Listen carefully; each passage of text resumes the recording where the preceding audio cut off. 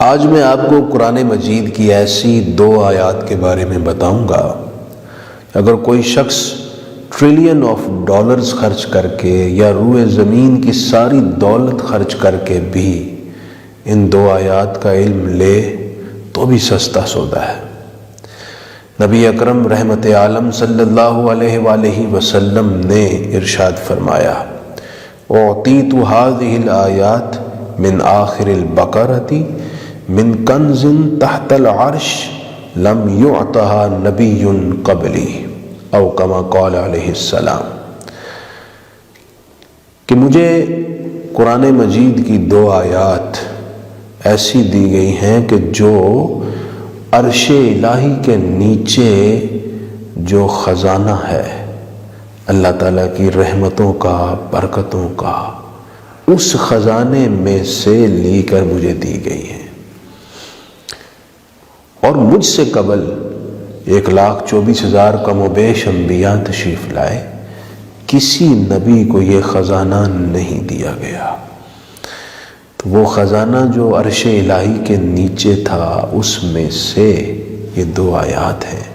تو آپ خود سوچئے، کیا روئے زمین کا سارا مال و متاع اس کا متبادل ہو سکتا ہے، اس کی قیمت ہو سکتا ہے؟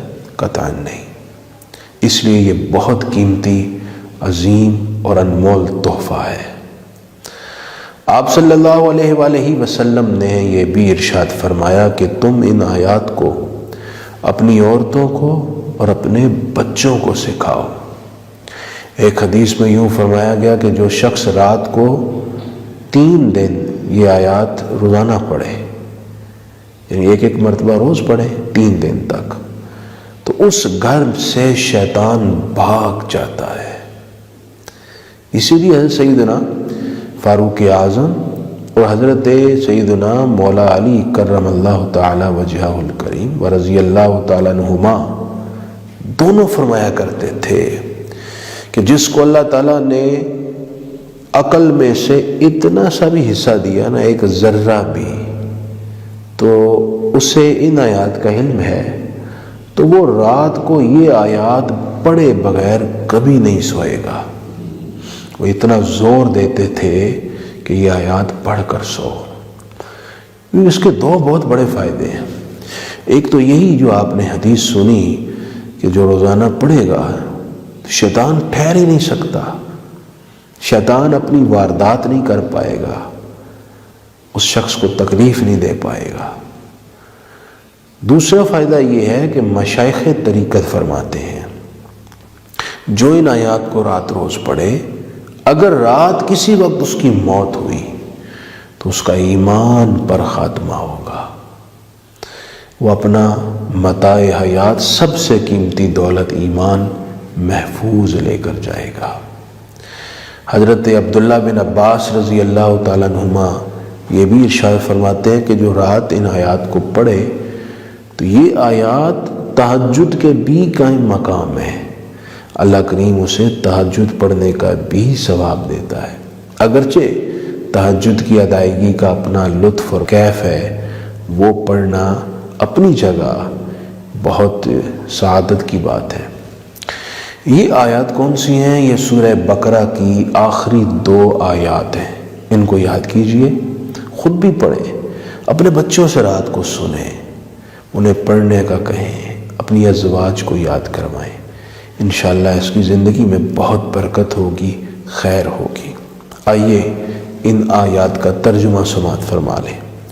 سورہ بقرہ کی آیت نمبر 285، آمن الرسول بما انزل الیہ من ربہ، رسول اکرم صلی اللہ علیہ وآلہ وسلم ایمان لائے اس پر جو نازل کیا گیا ان کی طرف ان کے رب کی طرف سے، والمومنون اور مومن بھی ایمان لائے، کل آمن باللہ وملائکتہ وکتبہ ورسولہ، سب ایمان لائے اللہ پر، فرشتوں پر، کتابوں پر اور رسولوں پر، لا نفرق بین احد من رسولہ، اور ہم کسی رسول کے درمیان فرق نہیں کرتے، یعنی سب کو خدا کا رسول مانتے ہیں، نصارہ اور یہود کی طرح بعض نبیوں کو ماننا، بعض کا انکار کرنا، یہ ایک مسلمان کی سرشت نہیں ہے۔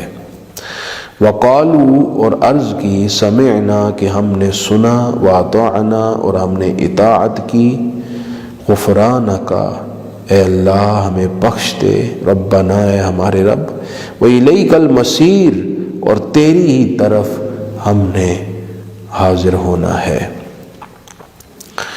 لا یکلف اللہ نفسا الا وسعها، اللہ کسی جان پر بوجھ نہیں ڈالتا مگر اس کی طاقت کے برابر، لہا ما کسبت وعلیہا ما اکتسبت، اس کے لیے اجر ہے جو اس نے نیکی کی اور اس کا نقصان ہے جو اس نے برائی کی۔ ربنا لا تؤاخذنا ان نسینا او اخطأنا، اے ہمارے رب تو ہمارا مواخذہ نہ کر اگر ہم بھول جائیں یا ہم خطا کر لیں۔ ربنا اے ہمارے رب، ولا تحمل علینا اسرا کما حملته علی الذین من قبلنا، تو ہم پر ایسا بوجھ نہ ڈال جیسا بوجھ تو نے ہم سے قبل امتوں پر ڈالا۔ ربنا اے ہمارے رب، ولا تحملنا ما لا طاقت لنا بہ، ہم پر ایسا بوجھ نہ ڈال جس کو ہم اٹھا نہ سکیں۔